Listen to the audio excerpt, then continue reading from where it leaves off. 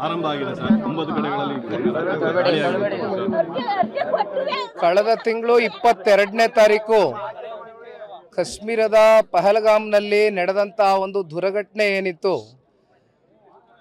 28 ಜನ ಭಾರತೀಯರು ಒಳಗೊಂಡಂತೆ 3 ಜನ ಕನ್ನಡದ ಕುಟುಂಬಗಳು ಯಾವ ಒಂದು ಪರಿಸ್ಥಿತಿಯನ್ನು ಎದುರಿಸಿದ್ರು ಅಂತಕ್ಕಂಥದ್ದನ್ನು ನೋಡಿದ್ದೇವೆ.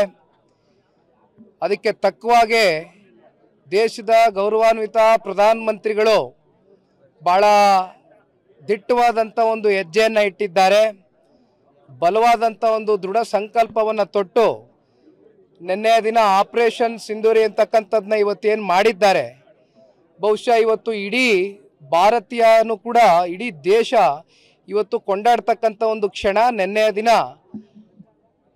ಆ ಕುಟುಂಬದಲ್ಲಿ ಏನು ಅವರ ಮನೆಯವ್ರನ್ನ ಕಳ್ಕೊಂಡಿರ್ತಕ್ಕಂಥ ಆ ಒಂದು ಹೆಣ್ಣುಮಗಳ ಹಣೆ ಮೇಲೆ ಇದ್ದಂಥ ಆ ಒಂದು ಕುಂಕುಮವನ್ನು ಏನು ಅಳಿಸಿದ್ರು, ಅದನ್ನು ಇವತ್ತು ನಿನ್ನೆಯ ದಿನ ದೇಶದ ಗೌರವಾನ್ವಿತ ಪ್ರಧಾನಮಂತ್ರಿಗಳ ಒಂದು ಏನು ತಾಕೀತ್ ಮೇರೆಗೆ ನಿನ್ನೆಯ ದಿನ ಆದಂಥ ಈ ಒಂದು ಆಪರೇಷನ್ ಸಿಂಧೂರಿ ಏನಿದೆ, ನಿಜಕ್ಕೂ ಕೂಡ ಪ್ರತಿಯೊಬ್ಬ ಭಾರತೀಯನು ಇವತ್ತು ಮೆಚ್ಚುಗೆ ಪಡಿಸ್ತಕ್ಕಂಥ ಒಂದು ಕೆಲಸವನ್ನು ಮಾಡಿದ್ದೇವೆ.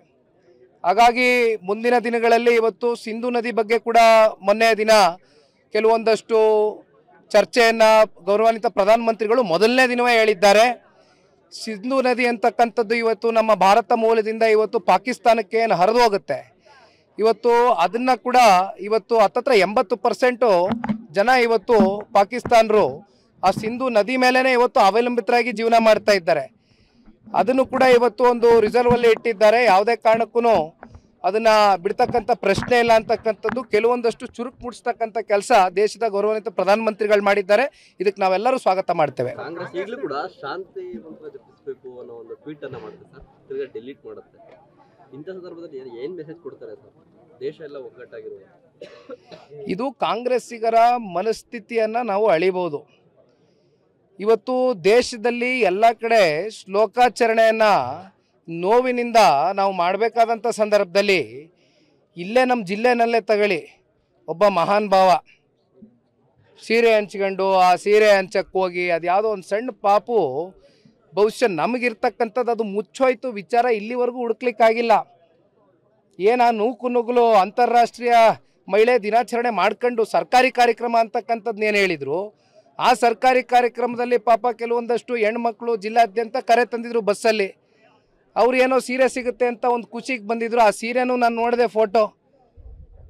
ನಾನು ಒಂದು ಮಾತು ಹೇಳ್ತೇನೆ, ಇವತ್ತು ಮಾಧ್ಯಮದ ಮೂಲಕ ಈ ನಾಡಿನ ಹೆಣ್ಮಕ್ಳು ಕೈ ಜೋಡಿಸ್ತೀನಿ. ತಾಯಿ, ಸೀರೆಯನ್ನು ತಗೊಳ್ತಕ್ಕಂಥದ್ದು, ಸೀರೆಯನ್ನು ಕೊಡ್ತಕ್ಕಂಥದ್ದಕ್ಕೆ ಅಧಿಕಾರ ಇರತಕ್ಕಂಥದ್ದು ನಿಮ್ಮ ಮನೆಯವರಿಗೆ ಮಾತ್ರ. ಇನ್ಯಾವನೋ ಮೂರನೇವನು ಬಂದು ಸೀರೆ ಕೊಡ್ತೀನಿ ಇನ್ನೊಂದು ಕೊಡ್ತೀನಿ ಅಂದರೆ ದಯಮಾಡಿ ಇಂಥ ಕಾರ್ಯಕ್ರಮಗಳನ್ನ ದಯವಿಟ್ಟು ಹೋಗ್ಲಿಕ್ಕೆ ಹೋಗಬೇಡಿ. ಆಮೇಲೆ ಅವತ್ತಾದಂಥ ಘಟನೆ ಏನು ಶೌಚಾಲಯದ ವ್ಯವಸ್ಥೆ ಇಲ್ಲ, ಕುರ್ಚಿ ವ್ಯವಸ್ಥೆ ಇಲ್ಲ, ಊಟದ ವ್ಯವಸ್ಥೆ ಇಲ್ಲ, ಯಾವ್ಯಾವ ರೀತಿ ಅವ್ಯವಸ್ಥೆಗಳಾಯಿತು ಮಾಧ್ಯಮದಲ್ಲಿ ನಾನು ನೋಡಿದ್ದೀನಿ, ತಾವೇ ತೋರಿಸಿದ್ದೀರಣ್ಣ.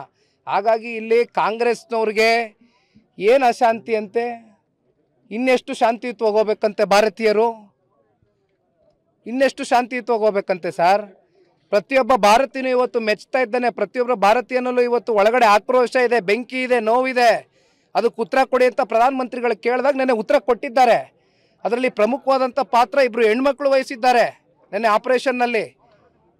ಅದು ನಾವು ನಿಜಕ್ಕೂ ಮೆಚ್ಚಬೇಕಾಗಿರ್ತಕ್ಕಂಥ ವಿಚಾರ. ಇವತ್ತು ಮಹಿಳೆಯರು ಕೇವಲ ಇವತ್ತು ಮನೆಯಲ್ಲಿದ್ದು ಅಡುಗೆ ಮಾಡ್ತಕ್ಕಂಥದ್ದು ಅಷ್ಟೇ ಅಲ್ಲ, ಮಹಿಳೆಯರು ಹಲವಾರು ವರ್ಗದಲ್ಲಿ ಇವತ್ತು ದೊಡ್ಡ ಮಟ್ಟದಲ್ಲಿ ವೇದಿಕೆಗಳಲ್ಲಿ ಇವತ್ತು ಗುರುತಿಸ್ಕೊಳ್ತಾ ಇದ್ದಾರೆ. ಅದಕ್ಕೆ ನಾವು ಸಂತೋಷ ಪಡಬೇಕಾಗಿದೆ.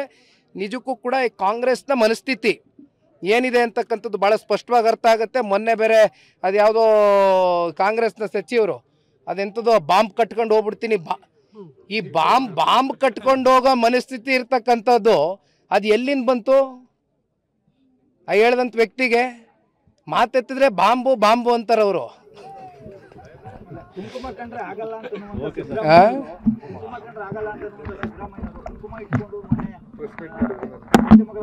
ನೋಡಿದೆ ಬಸ್ ನೋಡಿದೆ. ಏನ ಬಿಡಿ, ಆ ಭಗವಂತನ ಮೇಲೆ ಈಗಾದ್ರೂ ಅವ್ರಿಗೆ ಒಳಗಡೆಯಿಂದ ಭಗವಂತನ ಮೇಲೆ ನಂಬಿಕೆ ಬಂದಿದೆಯಲ್ಲ, ಸಂತೋಷ. ನ್ಯೂಸ್ ಫಸ್ಟ್, ನಿರ್ಭೀತಿಯಿಂದ ನಿಮ್ಮ ಪರವಾಗಿ.